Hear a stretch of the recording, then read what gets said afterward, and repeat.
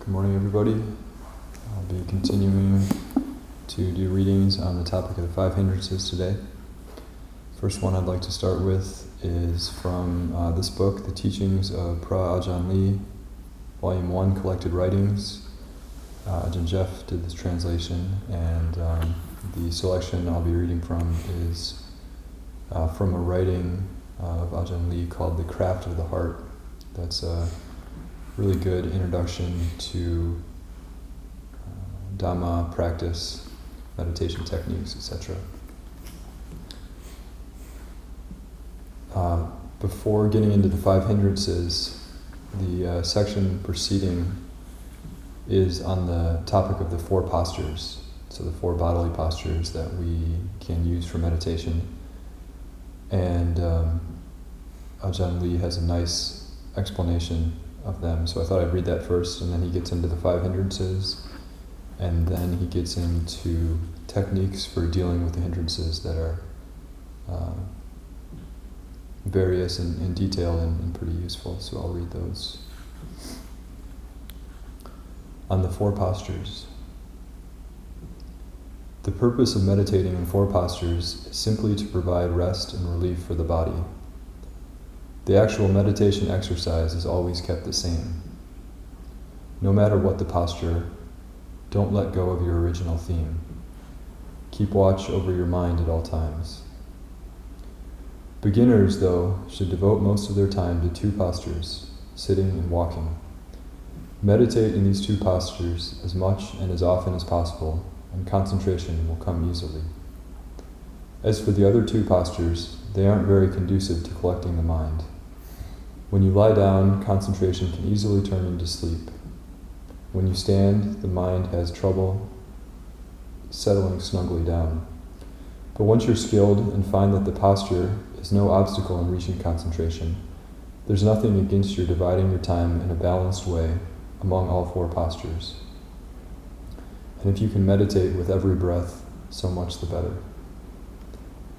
Lying on the right side is called Siha Sayasa, the position of a reclining lion. Lying on the left side is called Kama Bogin, Kama being sensuality. Kama Bogin, the position of a person intent on sensual pleasure. To lie on one's stomach is called Tirachana Sayasa, the posture of dogs and other common animals. It's also called Moha Kiriya, an attitude expressing dullness and delusion. To lie on one's back is called Peta Sayasa, the posture of hungry shades, the posture of the dead, the attitude of a loser, of one who has let all his defenses down. A person who falls asleep in this position tends to let his mouth fall open, to breathe heavily, and to snore. Strictly speaking, though, none of these postures is ruled out. You can shift around as you like to relieve feelings of weariness. But when you decide to meditate in earnest, you should return to the correct posture, establishing mindfulness, and then watch over the mind to keep it firm and uncompromising until it reaches concentration. Concentration is a tool for overcoming the defilements termed the five hindrances, nivarana. The hindrances are the true enemies of concentration.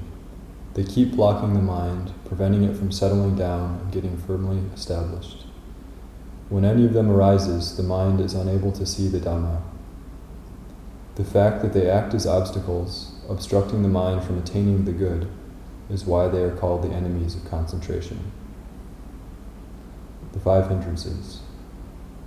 Kama Chanda, sensual desires, an attraction to sensual objects. For the mind to be attracted to sensual objects, a sensual defilement such as passion must first arise within the mind, followed by longing, and then the sense of attraction for a sensual object. In other words, the mind longs for and falls for forms, sounds, smells, taste, tactile sensations, and ideas, any of which can be either skillful or not. Vyapada, ill will. The mind formulates a desire for forms, sounds, smells, taste, tactile sensations, or ideas, but is then thwarted and so feels ill will toward whomever it finds disagreeable. Thoughts of ill will are classed as a form of wrong view and wrong resolve, and thus are a hindrance. Tinamida, torpor, drowsiness, depression, lethargy. Once this overcomes the mind, it prevents the mind from doing good, and so is a hindrance. Udacha, kukucha, mental restlessness and anxiety. The mind lets its attention stream out to take hold of external objects because it doesn't know the true nature of the senses and their objects, or the techniques for holding its attention on a single meditation theme. This mental state arises from sensual desire, in that the mind forms a desire that is then unfulfilled, and so it becomes anxious and restless. Vichikicha, uncertainty, indecision, a lack of conviction. The mind has doubts about its objects, unable to decide whether they are good or bad, right or wrong. Assuming right to be wrong and wrong to be right, it is unable to come to a firm decision. Techniques for dealing with the hindrances are as follows. Sensual desires can be dealt with in 3 ways, taking sensual lust as an example. A. Examine the object of your desires until you see that it's inconstant, anicca, continually prey to disease, dukkha. Examine it until you see all the way to the fact that it's not yourself or anyone else's, anatta. Even if you were to gain the object of your desires, you wouldn't hold any rights over it. Someday it would be sure to throw you away and leave you. B. If the desire remains active, then focus on the repulsive aspects of the object, the aspects that are unappealing, filthy, and disgusting. See that it is full of disgusting things and is a dwelling place for worms and other parasites. No matter how you try to dress up the body, you can't escape from its repulsiveness. C. If the desire persists, then consider the true nature of the body until the mind realizes that it is just a compound of physical properties into which a deluded mind has strayed and taken up temporary residence, like a hermit crab moving from shell to shell, nothing with any truth or fidelity. Then forcibly focus the mind on a single meditation object until concentration of one level or another arises, and the desire will fade or disappear. 2. Ill will arises or becomes active when mindfulness is weak, and you react unwisely or unthinkingly to whatever shows resistance to the will, giving rise to anger, thoughts of revenge, and ill will. When this happens, the following methods should be used to allay such thoughts.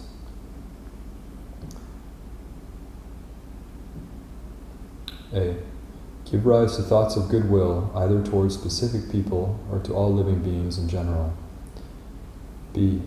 Be intent on developing and radiating thoughts of goodwill, hoping for your own happiness and that of others. C. Consider the principle of karma, that all living beings are possessors of their actions and will meet with good or evil according to their actions. Make yourself see that ill will is a bad action, and since it's bad, who in the world would want it? D. And these are all these have their Pali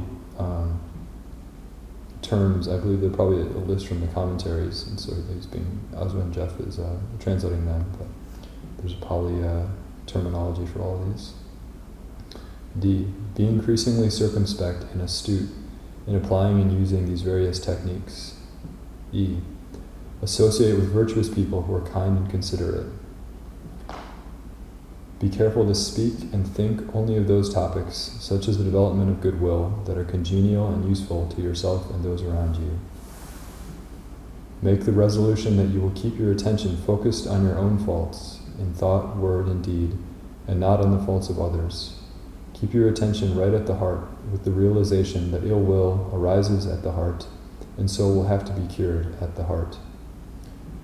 Each of these 7 techniques can work very well in shaking off thoughts of ill will. On to the 3rd hindrance. Torpor and lethargy can be overcome in the following ways. A. Don't eat heavily. B. Maintain a proper balance among your postures of sitting, standing, walking, and lying down. C. Create in your mind an image of bright light appearing right before you. D. Look for a place to stay out in the open air or in the forest, away from human habitation. E. Associate with well-behaved friends in the holy life who aren't given over to lethargy or drowsiness. If you can associate with someone who has attained jhana, so much the better. F. Think and speak only of congenial topics, making the resolution, for instance, to observe the ascetic practices and perform other similar acts of good. Torpor and lethargy can be overcome absolutely, once and for all, only with the attainment of the path to arahantship. But we have to start overcoming them step by step, right from the beginning of our practice, using the above methods. Number 4, on to the fourth hindrance. Restlessness and anxiety can be dealt with using the following methods. A. Make a habit of reading books and listening to others talk about the practice. B. Make a habit of asking questions about what you have learned and experienced, and then put the answers into practice.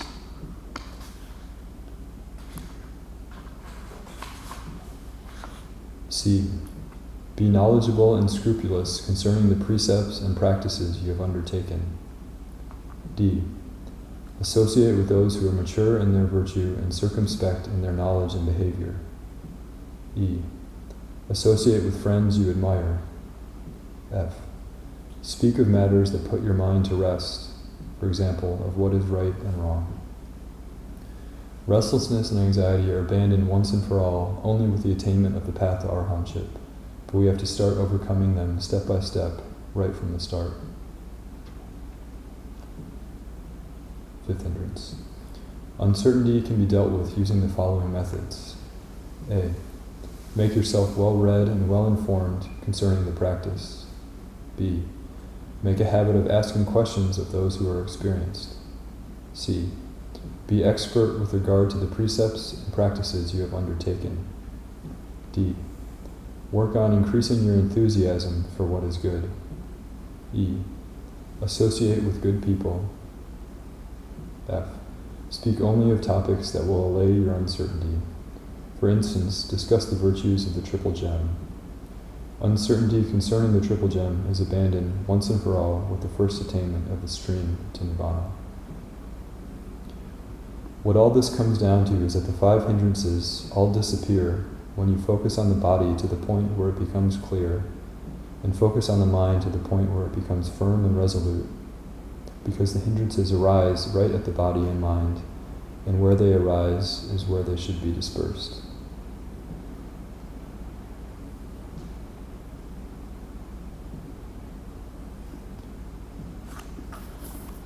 Alright, so now I'll read a little bit from Ajahn Jeff's Wings to Awakening.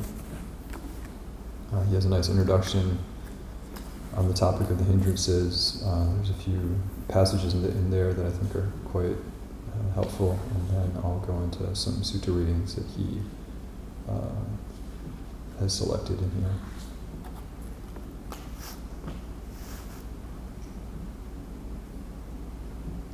Several discourses in the canon, such as Digha Nikaya 2, state that the first step in concentration practice is to abandon the 5 hindrances, which we have already discussed in conjunction with the 7 factors for awakening. These hindrances need to be abandoned because they function as intermediate levels of the 3 roots of unskillfulness. Sensual desire is a form of greed, ill will a form of aversion, and the remaining 3 hindrances, forms of delusion. All 5, in their various ways, block concentration and weaken discernment by making it difficult to realize what is beneficial for oneself, for others, or for both. This last point makes them particularly tricky to deal with, for one needs to have a sense that they are unbeneficial states of mind before one can work at abandoning them. Yet while one is overcome with them, they impair one's ability to see that they are in fact unbeneficial. For instance, when one feels sensual desire for another person, it is hard to focus on the unattractive side of that person or on the drawbacks of the desire itself. Similarly, when one feels anger, it is hard not to feel that anger is justified. When sleepy, it is hard not to feel that one should get some sleep. When worried, it is hard not to believe that one needs to worry, and so forth. Although the hindrances cannot be totally relinquished prior to the various stages of awakening, they can be lessened on a preliminary level to the point where the mind can settle down in jhana.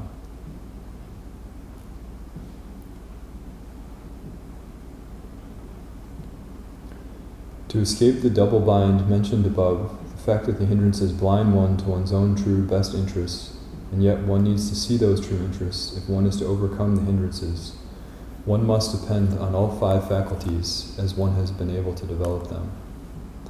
Conviction is needed so that one will listen to the advice of those who point out the drawbacks of the hindrances.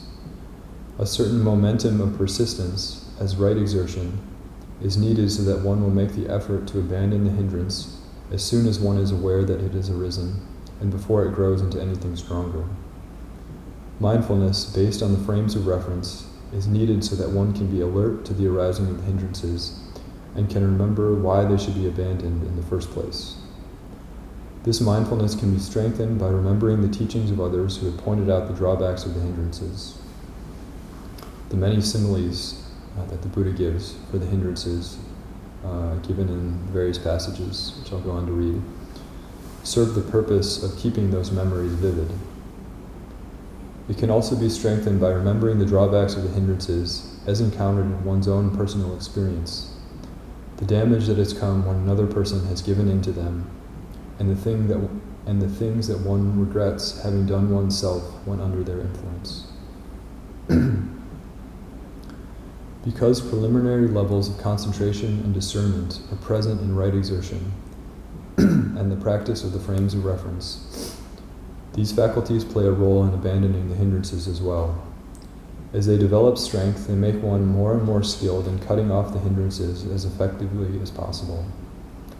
The 7 factors for awakening, which are developed in concentration, act as direct antidotes to the hindrances, while discernment, combined with concentrated mindfulness, help in mastering what is probably the most effective tool for not being fooled by the hindrances: the ability to separate the hindrance as an active mind from its object. For instance, discernment makes one able to see the feeling of sensual desire as one thing, and the object of the desire as something separate. This ability is crucial in a number of ways. To begin with, it helps separate the positive qualities of the object from the act of desiring the object, so that one does not confuse the two. The tendency to confuse the two is what makes it hard to see the drawbacks of the desire when it is present in the mind, and at the same time serves to harden the mind in general against the Buddha's admonitions against sensuality. There is a widespread feeling that Buddhism gives an unfair valuation of sensuality and is blind to the positive beauties of sensual objects, but this is simply not true. The Buddha admitted that sensual objects have their beauty and can give a measure of satisfaction, referencing Majjhima Nikaya, Sutta 13.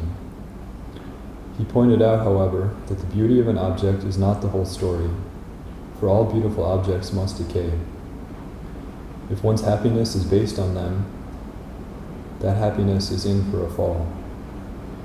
More importantly, though, the Buddha defined sensuality not as the objects of the senses, but as the passion and delight that one feels for one's intentions towards such objects. Although the objects of the senses are neither good nor evil per se, the act of passion and delight forms a bond on the mind, disturbing its immediate peace and ensuring its continued entrapment in the round of rebirth and redeath. Only by separating the desire from its object can one directly perceive the truth of these teachings. This point applies to the other hindrances as well. For instance, when one can separate the object of one's anger from the anger itself as a mental event, one can see the obvious drawbacks of allowing anger to take over the mind. In addition, the ability to separate the act from its object enables one to become sensitive to the act before it becomes overpowering, at the same time allowing one to regard it simply as a mental quality in and of itself. One can then engage in the practice outlined in Selection 30, by observing the coming and going of the hindrances as one tries to bring the mind to concentration. I believe that's the passage in Satipatthana Sutta that talks about the arising and ceasing of the hindrances and seeing this. In this way, one eventually becomes so familiar with the patterns underlying their occurrence that one can undercut them and eliminate them from the mind for good.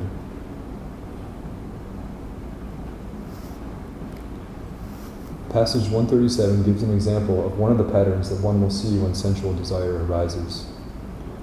Sexual attraction for another person begins with a sense of attraction for one's own sexuality.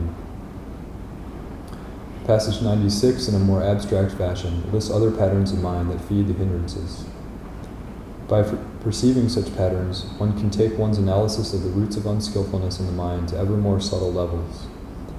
In this way, the skill of being able to abandon the hindrances will go beyond simply the preliminary level of concentration practice, exercising all 5 of the faculties to the point where they issue in awakening.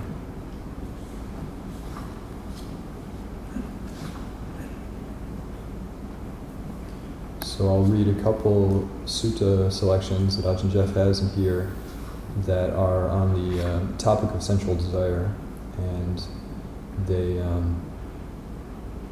there's a few of them that are quite good. So the first one is from the Udana. I have heard that on one occasion the Blessed One was staying near Savatthi in Jeta's Grove, Anathapindika's park. Now on that occasion the Blessed One was sitting out in the open, in the pitch black of the night, while oil lamps were burning. Many flying insects were meeting their downfall and misfortune in those oil lamps. Seeing this, the Blessed One exclaimed, "Rushing headlong, missing what's essential, bringing on one new bond after another. Like insects falling into the flame, some are intent only on what's seen and heard. Clinging to sensuality, to sensual ties, seeing no blame in the fetter. Never will those tied up in the fetter cross over the flood so great and wide." Next one's from the Anguttara Nikaya, and this is the passage that Ajahn Jeff referenced. I will teach you a Dhamma discourse on bondage and lack of bondage. A woman attends inwardly to her feminine faculties, her feminine gestures, her feminine manners, feminine poise, feminine desires, feminine voice, feminine charms. She is excited by that, delighted by that. Being excited and delighted by that, she attends outwardly to masculine faculties, masculine gestures, masculine manners, masculine poise, masculine desires, masculine voices, masculine charms. She is excited by that, delighted by that, wants to be bonded to what is outside her, wants whatever pleasure and happiness that arise based on that bond. Delighting, caught up in her femininity, a woman goes into bondage with reference to men. This is how a woman does not transcend her femininity. A man attends inwardly to his masculine faculties, masculine gestures, masculine manners, masculine poise, masculine desires, masculine voice, masculine charms. He is excited by that, delighted by that. Being excited and delighted by that, he attends outwardly to feminine faculties, feminine gestures, feminine manners, feminine poise, feminine desires, feminine voices, feminine charms. He is excited by that, delighted by that, wants to be bonded to what is outside him, wants whatever pleasure and happiness that arise based on that bond. Delighting, caught up in his masculinity, a man goes into bondage with reference to women. This is how a man does not transcend his masculinity. And how is there lack of bondage? A woman does not attend inwardly to her feminine faculties, feminine charms. She is not excited by that, not delighted by that, does not attend outwardly to masculine faculties, masculine charms. She is not excited by that, not delighted by that, does not want to be bonded to what is outside her, does not want whatever pleasure and happiness that arise based on that bond. Not delighting, not caught up in her femininity, a woman does not go into bondage with reference to men. This is how a woman transcends her femininity. A man does not attend inwardly to his masculine faculties, masculine charms. He is not excited by that, not delighted by that, and does not attend outwardly to feminine faculties, feminine charms. He is not excited by that, not delighted by that, and does not want to be bonded to what is outside him, does not want whatever pleasure and happiness that arise based on that bond. Not delighting, not caught up in his masculinity, a man does not go into bondage with reference to women. This is how a man transcends his masculinity. This is how there is lack of bondage, and this is the Dhamma discourse on bondage and lack of bondage. The next sutta is on a number of similes regarding sensuality in general that are quite, some of them quite visually graphic, and I think Ajahn Jeff may have mentioned them before, but they're sort of these visual images that are quite memorable and can be useful to remember when the hindrance of sensuality arises. Suppose a dog, overcome with weakness and hunger, were to come across a slaughterhouse, and there a skilled butcher or butcher's apprentice were to fling him a chain of bones, thoroughly scraped, without any flesh, smeared with blood. What do you think? Would the dog, gnawing on that chain of bones, thoroughly scraped, without any flesh, smeared with blood, appease his weakness and hunger? No, Lord. And why is that? Because the chain of bones is thoroughly scraped, without any flesh, smeared with blood. The dog would get nothing but weariness and vexation.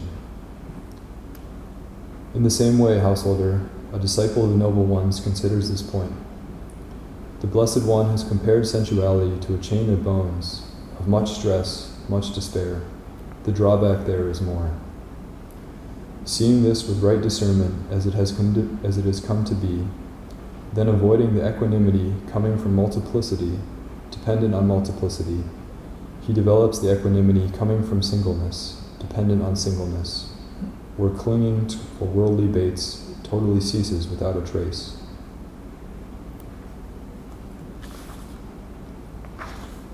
Now suppose a vulture, a kite, or a hawk were to take off, having seized a lump of flesh, and other vultures, kites, or hawks, following right after it, were to tear at it and pull at it.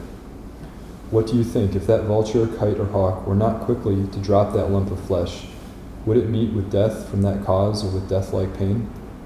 Yes, Lord. In the same way, householder, a disciple of the Noble Ones considers this point. The Blessed One has compared sensuality to a lump of flesh, of much stress, much despair. The drawback there is more. He develops the equanimity coming from singleness, dependent on singleness, where clingings for worldly baits totally cease without trace. Now suppose a man were to come against the wind, carrying a burning grass torch. What do you think? If he were not quickly to drop that grass torch, would he burn his hand or his arm or some other part of his body, so that he would meet with death from that cause or with death-like pain? Yes, Lord. In the same way, householder, a disciple of the Noble Ones considers this point. The Blessed One has compared sensuality to a grass torch, of much stress, much despair. The drawback there is more. He develops the equanimity coming from singleness, dependent on singleness, where clingings for worldly baits totally ceases without trace. Now suppose there were a pit of glowing embers, deeper than a man's height, full of embers that were neither flaming nor smoking, and a man were to come along, loving life, hating death, loving pleasure, abhorring pain, and two strong men, having grabbed him with their arms, were to drag him to that pit of embers. What do you think? Wouldn't the man twist his body this way and that? Yes, Lord. And why is that? Because he would realize, if I fall into this pit of glowing embers, I will meet with death from that cause, or with death-like pain. In the same way, householder, a disciple of the Noble Ones considers this point. The Blessed One has compared sensuality to a pit of glowing embers, of much stress, much despair. The drawback there is more. He develops the equanimity coming from singleness, dependent on singleness, where clingings for worldly baits totally cease without trace. Now suppose a man, when dreaming, were to see delightful parks, delightful forests, delightful stretches of land, and delightful lakes, and on awakening were to see nothing. In the same way, householder, a disciple of the Noble Ones considers this point.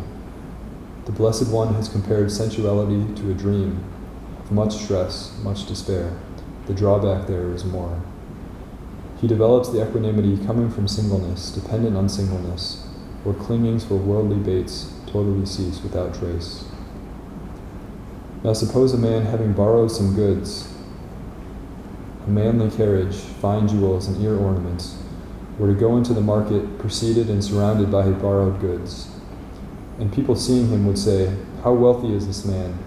For this is how the wealthy enjoys their possessions." But the actual owners of those goods, wherever they might see him, would strip him then and there of what is theirs. What do you think? Would the man justifiably be upset? No, Lord. And why is that? Because the owners are stripping him of what is theirs. In the same way, householder, a disciple of the Noble Ones considers this point. The Blessed One has compared sensuality to borrowed goods, of much stress, much despair. The drawback there is more.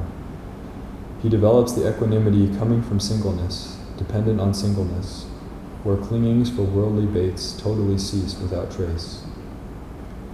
Now suppose that, not far from a village or town, there were a dense forest grove, and there in the grove was a tree with delicious fruit, abundant fruit, but with no fruit fallen to the ground. A man would come along desiring fruit, looking for fruit, searching for fruit. Plunging into the forest grove, he would see the tree, and the thought would occur to him, "This is a tree with delicious fruit, abundant fruit, and there is no fruit fallen to the ground. But I know how to climb the tree. Why don't I climb the tree, eat what I like, fill my clothes with the fruit?" So, having climbed the tree, he would eat what he liked and fill his clothes with the fruit. Then a second man would come along, desiring fruit, searching for fruit, and carrying a sharp axe. Plunging into the forest grove, he would see the tree, and the thought would occur to him, "I don't know how to climb a tree. Why don't I chop down this tree at the root, eat what I like, and fill my clothes with the fruit?" So he would chop the tree at the root. What do you think? If the first man who climbed the tree didn't quickly come down, wouldn't the falling tree crush his hand or foot or some other part of his body, so that he would meet with death from that cause or with death-like pain? Yes, Lord. In the same way, householder, a disciple of the Noble Ones considers this point. The Blessed One has compared sensuality to the fruits of the tree, of much stress, much despair. The drawback there is more. Seeing this with right discernment as it has come to be, then avoiding the equanimity coming from multiplicity, dependent on multiplicity, he develops the equanimity coming from singleness, dependent on singleness, where clingings for worldly baits totally cease without trace. And that's from Majjhima Nikaya, Sutta 54. And I believe those are 10 images that the Buddha gives for sensuality. And you'll see those same 10 referenced in other places in the suttas where the Buddha encourages the monks to think about sensuality in those graphic terms. I think a lot of them, for me, what stand out is they highlight the competition. So many people are competing for the same sensual objects, and it's competition and strife and people hurting each other in the process of all trying to get what they desire. So we've got about another 15 minutes or so. I'll stop with the readings at this point and open up the floor for discussion. Anyone has any questions or comments? I was curious about if you could expound upon more any of the Ajahns about imagine just reading, you mentioned that the first two three poisons, like greed and hatred, are related to the first two five hindrances, sort of greed and hatred, and that the other three are sort of grouped in sort of inside ignorance and delusion. I'm curious about if you could tease that apart more. It's like if the hindrances exist inside those, what's the difference between the first two poisons and how the rest kind of fit in? Just more thoughts on that. I'd love to hear. Well, I think in both the Wings to Awakening and Ajahn Lee might have mentioned it as well. Bhante G might have mentioned it. Yeah, they. It's probably in the commentaries. They refer to the hindrances as sort of intermediate manifestations of the three root defilements: greed, hatred, and ignorance. So I think if you think about, kind of the image of a plant or a tree, the greed, hatred, and ignorance are like the roots of unskillfulness, the roots of kilesa. And then the 5 hindrances are sort of an intermediate manifestation, the trunk and the branches or something like that. And then I think this would be my own take on it, but you could think about like unwholesome actions, killing, stealing, adultery, intoxication, really unskillful actions is sort of like the leaves, like the final manifestation or flowering of greed, hatred, and delusion. So the 5 hindrances are sort of like at the level of the mind and what's going on, in our minds when, say, we're not acting on unskillful desires, we're not speaking on them, but still we have all these, kilesas and afflictions in our mind, preventing us from settling down in meditation. So I think that's why, they term them the intermediate levels of the root defilements, and greed, hatred, and delusion. Is your question specifically on why the last 3 hindrances fall into the category of delusion, or why? Because it's pretty simple to see how sensual desire, that's greed, ill will. More in the first two, actually, they're exactly the same, or what you're saying, the big distinction is sort of the temporary nature of the hindrances and more the permanent nature of the defilements relatively.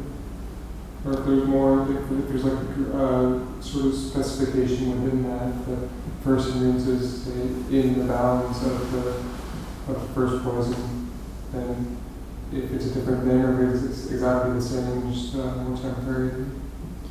Well, I think it's important to just keep in mind, and I touched on this yesterday, that the context of the hindrances is these defilements that are at work at a level of preventing the mind from settling in samadhi, and that they can be abandoned at that level and allow the mind to grow deeper and deeper in samadhi, but they're not totally uprooted. So it's like greed, hatred, and delusion aren't totally uprooted until those various stages of awakening that were touched on. So you could say that greed and hatred are kind of uprooted at the point of the attainment of anagami. But before that, the hindrance of sensuality, sensual desire, ill will, can be abandoned by the jhanas. So it's sort of like looking at the different defilements in different ways, and that there's, greed, hatred, and delusion are the very root, and those aren't all going to be abandoned. It's ignorance isn't totally abandoned until the fruition of arhatship. So those, the defilements at the root are still going to be there all the way until the end of the path, but the, say, the coarser manifestations of them can be abandoned for the mind to settle down. So, yeah, I think it's just useful to think about it in that path, or in that respect, that we go from not, keeping the precepts, so we're not acting based on those sort of unskillful states of mind. We're not trying not to speak based on them, but then we still have to deal with the effects, the ramifications that all those things have on the level of our everyday sort of mind experience, and abandon the hindrances insofar as it will allow the mind to settle down in meditation. But even that is, just temporary, and it's not until the sort of the noble attainments that they're, totally uprooted. And so I think one teaching that's good just to think about is the 10 fetters. the 10 fetters that are overcome throughout the 4 stages of awakening, and sort of those 10, and then the 5 hindrances, and then the 3 root defilements. They're just these different schemes for defilements, but they're given, the context of those teachings are given at different places, in reference to different places on the path to awakening, for different purposes. So. I was also curious if a distinction could be made between the first hindrance being lust for sensual pleasure specifically, and the hindrance of hatred, the first of the 3 root defilements, could be more, the lust, of lust, say, towards even wholesome states, like the Rupa jhanas or things like this. If it's more of an umbrella term, whereas lust for sensual pleasures is kind of a category of the first hindrance, where you could still have some lust for the jhanas, because you're in jhana, but that kind of desire isn't still until final extinction. Yeah, I think you could probably look at it that way. Yeah, because it's if you look at the 10 fetters, once again, the 5 higher fetters, 2 of them are it's like passion for forms, passion for the formless, which are in reference to the rupa jhanas and then the immaterial states. And so I think you could, think of that as a type of desire, a type of passion, which would correspond to, not to sensuality, but to, I guess it's a type of, greed, perhaps, that an anagami could experience. Greed for really exalted states of meditation, and Rupa raga and arupa raga. Ragas. Yeah. Wondering if the Ajahns have any thoughts about those different classifications of defilements and how to understand them. Just one thought. Everything you said was right on. But in differentiating maybe just a little bit between the 3 root defilements, greed, hatred, and delusion, versus the hindrances, as kind of further up manifestations of them. That the 3 root defilements are essentially forms of what we also call the anusaya, the underlying tendencies, and that they're essentially potentials that are embedded in the heart. They're not necessarily in an active mode all the time, but they're firmly there as a potential. And then when there's, say, contact with anything that comes through any of the 6 sense bases, activity, mental activity, then the hindrance often is the mental state that arises, or the affective state that arises with those root defilements as their basic source. Sort of like it activates those underlying tendencies, and then it becomes manifest as sort of an energetic, affective, mental state of mind in the hindrances. And then, of course, if you act upon them, as Sampanno was saying, then that brings it up even to the higher level of really getting involved with the asavas, the outflows, the ogas, the floods, the whole full whammy of the energy becoming. I think your original question was asking about how the differentiation between the 3 later hindrances, between sloth and torpor, restlessness and worry, and delusion falls into delusion, and the other 2, at least that was your original question, was aversion and desire. How do they fall in? So as Sampanno said, those 2 are kind of obvious. The first 2, aversion is aversion and greed is greed, and the last one, delusion, is delusion. So that answers your question there, as Sampanno illustrated. But the other 2 are kind of, it's something you can just put to your own mind, how restlessness and worry can be a manifestation of delusion, confusion, and ignorance, and the same with sloth and torpor. I would say that basically they all would have somewhat of something to do with desire, or aversion or delusion, but I guess what the commentarial analysis is, I don't know if that was the Buddha actually saying that, but the other two, the third and fourth hindrance fit into delusion a little more, or confusion and ignorance a little more. So restlessness and worry is more of like like it's just a stirred up quality of the mind. And worry would have to do with some sort of fear as well, which is kind of aversion, but it's more like that ignorant, confusing kind of thing that is, I think, part of the underlying force of it.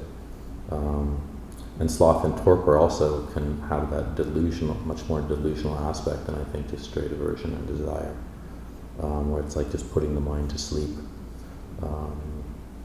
and turning off, tuning out. So I think that's why those two fall under the delusion, the third and fourth hindrance, more so than greed and desire. But it's also, you can also just use that as a source of investigation to try to understand those hindrances in that way to discover it for yourself.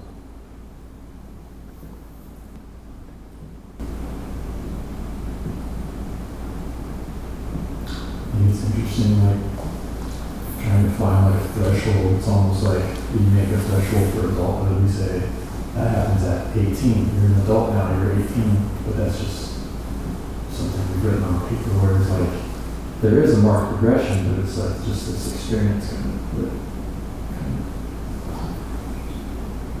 Yeah, these qualities of mind are, related to each other, but just sort of different angles or different stages of manifestation. It's very similar qualities. And again, it also comes down to the fact that words are very limited. So the Buddha, in all of his teachings, he's just describing experience, and he's dividing experience up into words. And that's all he's doing. You can't necessarily say that words are like sacred or spiritual in themselves, or there's something like, that's permanent about them. So in the end, you can only do so well with language. And the Buddha he did use a lot of language to divide up experience. And so it's each of us uses what he has said to kind of investigate our own experience, but it's not easy to actually come up with something that corresponds with experience, because it's something that each one of us is kind of coming from our own, each of our own different backgrounds and everything. So I think it's good to keep that in mind. But ultimately, it's like a linguistic tool of dividing experience that the Buddha came up with, and it seems to have lasted, this long. So it's pretty good. The best, I guess, that there is for what we consider. All right. Well, I think time is up for today. So call it.